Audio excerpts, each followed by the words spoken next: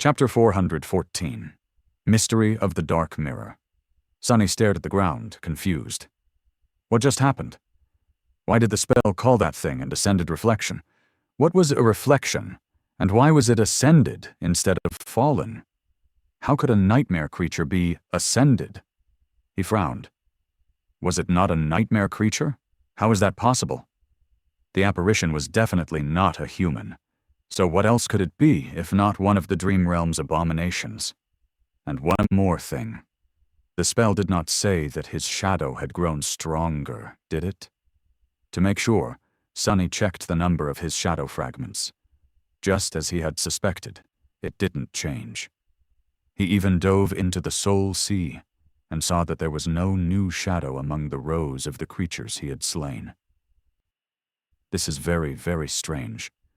What the hell had he just killed? With a deep frown on his face, Sunny bent down and cautiously picked up the jagged mirror shard that the apparition had left behind. No matter how he looked at it, the shard resembled a perfectly mundane piece of glass, with a thin layer of silver painted over its reverse side. The only strange thing about it was that no matter how Sunny turned the shard, it refused to reflect anything except for an impenetrable veil of darkness. There was also an inscription on its reverse. Sunny's frown deepened when he realized that the inscription was not made with runes. Instead, what he saw were the familiar letters of the human alphabet. They were clumsy and awkward, as if written by a child's hand. There was only one word written on the mirror shard. Beastie. What the hell is that supposed to mean? The mystery of the mirror beast was so strange that for a time, Sunny even forgot about the burning pain in his side. Eventually he whispered, An echo? Echoes did not possess souls, so he expected that slaying one would not reward him with any shadow fragments, just like what had happened after Mirror Beast's death. The apparition, however, was obviously not an echo. It was too independent, sentient, and had too much individuality to be a simple copy of a dead nightmare creature. Not to mention that it had been ruling the reckoning for the past few years, with no human master in sight. There was, however, a type of being that it resembled. Sunny threw a dark look at the remains of a tree that had been shattered by Saint's body. In many ways, the strange reflection resembled a shadow. Was the mirror beast a type of echo created by someone's aspect? Its creator must have been incredibly powerful then. If so, where were they? What had happened to them? And why was their reflection wandering the chained aisles in a feral state? There were no answers. It was just a theory anyway. Sunny had no proof whatsoever to substantiate it. Maybe his new memory would give him some answers. He was about to summon the runes, but a sudden pulse of pain reminded him that he was, in fact, still wounded. With a hiss, Sunny clutched at his side and looked around, searching for shelter. He was going to have to tend to his wounds and rest after the fight with Mirror Beast. The memory could wait until after he wasn't bleeding so much. Wrapping the strange mirror shard in a piece of fabric and placing it into his pack, Sunny used some of his last remaining reserve of shadow essence to step through the shadows and appear near the rocky hill in the center of the island. His shadow had noticed a shallow cave there, which was situated, obviously, behind the foaming wall of the picturesque waterfall. Walking on a narrow stone ledge that led behind the waterfall, Sunny checked that the cave was empty and then entered its cool shade. The cave wasn't very big, but due to its location and hidden nature, there was no better shelter on the entire island. Rather happy with this discovery, Sunny groaned and lowered himself to the ground. Sending Saint to keep watch outside, he dismissed the puppeteer's shroud, then opened his pack and took out a small box containing several thin needles and a span of silk thread.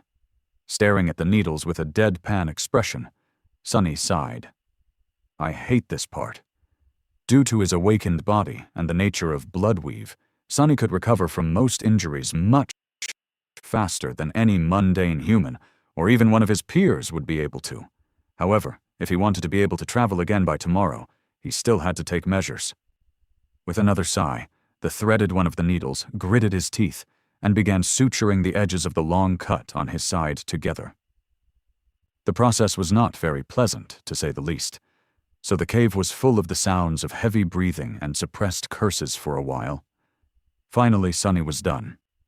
Washing the dried blood off his body with the help of the endless spring, he grimaced and looked around. Now that he had time to take a better look at the cave, he noticed that it had, apparently, been used as shelter by another human at some point in the past. There was a circle of stones built to contain a fire, with a bunch of firewood arranged neatly by its side.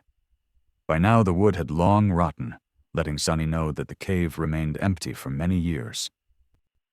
There was a pack much like his own laying on the cold stones near the fire pit. He limped toward it and took a look inside. There was nothing of particular interest there. Just the usual supplies a traveling awakened would take with them on a long expedition, most of them ruined by the humidity inside the cave and the passage of time. He did, however, retrieve a rolled-up map and studied it for some time. The map had been drawn on a piece of monster hide, so the humid air did it no favors. Most of it was unreadable, with only a few small pieces remaining intact. Sonny judged that the person who had left it behind was much more knowledgeable about the chained isles than he was. Sadly, none of that knowledge had been preserved. The only legible word he could easily read was written near the edge of the tear. It read, "Hope?" Sonny sighed. The stranger whose map he was studying had most likely been killed by the Mirror Beast. For a moment, he entertained the idea that the map had actually been left behind by the creator of the strange reflection, but that theory made little sense. Why would such a powerful person leave not only his things, but also his creation behind? Putting the map back into the rotted pack, Sonny glanced at the fire pit and said after a long pause, "I'm sorry that your hopes had been for naught. Whoever you were, now your nightmare is over." With that, he hesitated for a few moments, and then finally summoned the runes. It was time to take a look at the memory he had received for slaying the terrifying creature that the spell had called the Mirror Beast. A few seconds later, Sonny's eyes widened. "Weapon! It is a weapon!"